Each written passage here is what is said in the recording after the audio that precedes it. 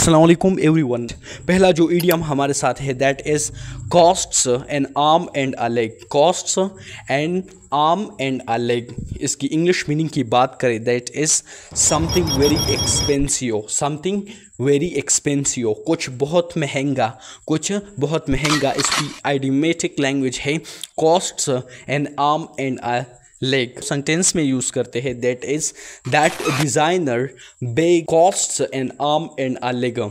वो designer bag बहुत महंगा है, वो डिज़ाइनर बैग बहुत महंगा है। इसकी इंग्लिश मीनिंग हमारे साथ है that designer bag costs an arm and a leg.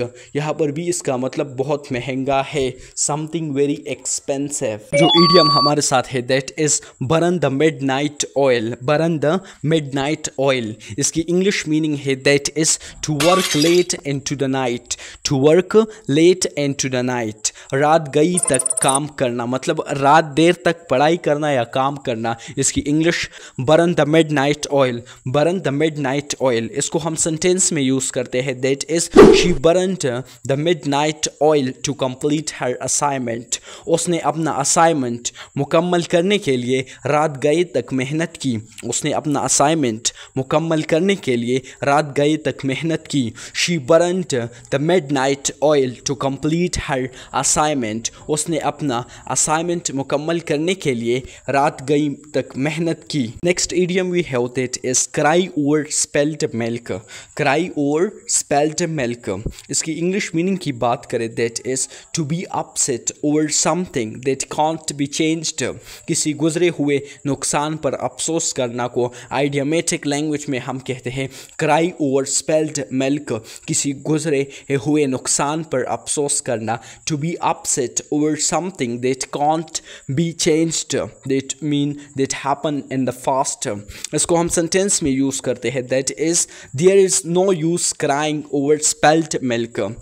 मतलब बीते नुकसान पर अफसोस करने का कोई फ़ायदा नहीं। मतलब जो गुज़रा हुआ है नुकसान है उस पर हमें अफसोस करने का कोई फ़ायदा नहीं है, अफसोस नहीं करना चाहिए। ये मतलब अफसोस करने का कोई फ़ायदा नहीं। अब उसको वो नुकसान पर अफसोस करने का कोई फ़ायदा नहीं।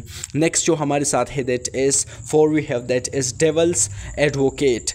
डेवल एडवोकेट का मतलब है इंग्लिश मीनिंग की बात करें that is someone who argues just for the sake of argument।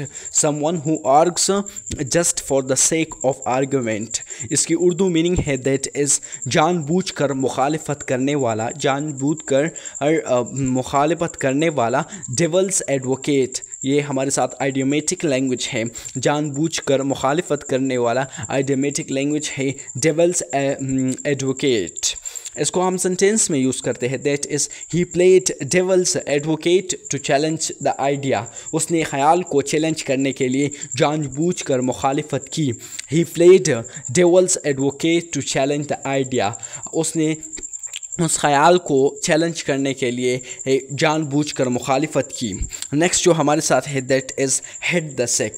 Head the sack का मतलब है टू गो टू बेड, मतलब टू गो टू बेड, सोने के लिए जाना, सोने के लिए जाना। इसकी आइडियोमेटिक लैंग्वेज है that is hit the sack. Hit the sack को आइडियोमेटिक इंग्लिश मीनिंग में हम बात करते हैं that is to go to bed. To go to bed, सोने के लिए जाना। इसको सेंटेंस में यूज़ करते हैं that is I am exhausted, I am going to hit the sack early tonight. मैं थका हुआ हूँ, आज रात जल्दी सो जाऊँगा, आज रात जल्दी सो जाऊँगा। आई एम एग्जॉस्टेड, मैं थका हुआ हूँ। I am going to hit the sack early tonight, आज रात जल्दी सो जाऊँगा। नेक्स्ट जो हमारे साथ है that is the ball is in your court. The ball is in your court, इसकी इंग्लिश मीनिंग है that is it's your responsibility to take action now. अब फैसला या अमल आपके हाथ में है, मतलब अब फैसला तुम्हारे हाथ में है।